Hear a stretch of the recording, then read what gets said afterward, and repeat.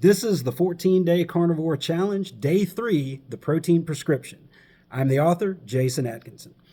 In my line of work as a certified health coach, nutritionist, and personal trainer, I'm often asked by clients, how much protein should I eat each day? The answer depends on your goals. The official daily reference intake for protein, as established by the Institute of Medicine, is only 0.8 grams of protein per kilogram of body weight per day. I did the math. That's about 0.36 grams per pound of body weight. Using that guideline, a 200-pound individual would only need 75 grams of protein per day, the amount found in about 3/4 pounds of lean meat.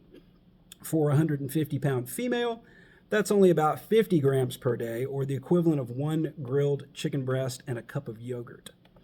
While this may be adequate to prevent muscle wasting in an inactive person, it's not ideal for someone who regularly engages in heavy resistance training or other activity.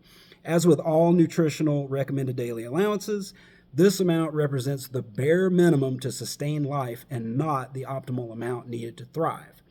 The famous 1 gram of protein per pound of body weight per day formula became popular among bodybuilders and other strength athletes in the golden era of bodybuilding during the 1960s and 1970s as a handy way to estimate protein needs. Modern science now verifies they were onto something. The classic bodybuilding diet was both animal-based and low-carb. Bodybuilders were the original biohackers who focused on the true superfoods of human nutrition like beef, eggs, and cottage cheese to support their efforts in the gym. Along with an overall lifestyle built around strength and health that included heavy resistance training and cardiovascular conditioning, the bodybuilders of the golden era also spent time outdoors, basking in the golden sun of Venice, California, near the mecca of bodybuilding, the original Gold's Gym. Of course, they occasionally ate vegetables and sometimes fruit, but starchy carbs such as rice and potatoes were not staples of the diet. They limited their carbohydrate intake to just trace amounts and kept dietary protein high most of the time. One day a week, they had a junk day where anything was fair game, including pies, ice cream, pizza, tacos, and whatever else they wanted. But aside from that, it was strictly high protein, low carb. A modern meta-analysis of the research concerning protein intake suggests 30 to 40 grams, approximately 3 to 5 times per day, as a good estimate for the general public engaging in moderate amounts of exercise. That's more like a total of 90 to 150 grams on the low end and 120 to 200 grams per day on the high end, which correlates closely to the 1 gram per pound rule. Factors like body size, lean body mass, and activity level influence the need for protein, but 30 to 40 grams per meal is a reasonable starting point. People often wonder if too much protein will interrupt ketosis or prevent them from entering a fat-burning state. The answer is not likely. You don't need to be in ketosis to lose weight anyway, but if you reduce carbs low enough, you might actually feel better if you remove them almost completely, at least for the majority of the time. This will cause your body to produce ketones to support brain function and spare glucose stored as glycogen in the muscles to fuel your activity.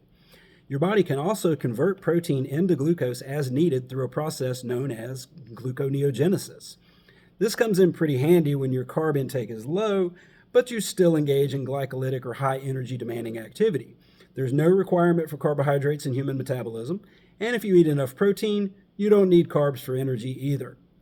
The bottom line is that protein is a great regulator of appetite and is necessary for cell turnover and enzyme formation, in addition to providing the raw material to recover and rebuild from intensive training. People who are interested in improving body composition should worry about getting enough protein rather than too much. If you want to get technical, track your intake and see what amount gives you the best appetite control and produces benefits in the gym. But an intuitive approach also works. The wonderful thing about a protein-centric approach is that the appetite tends to self-regulate once foods that unnaturally stimulate the appetite, such as processed sugar, grains, and oils, are removed, and the focus is on high-quality protein and other nutrients, mostly from animal sources. You can simply eat when you're hungry and stop when you're full, the way we should.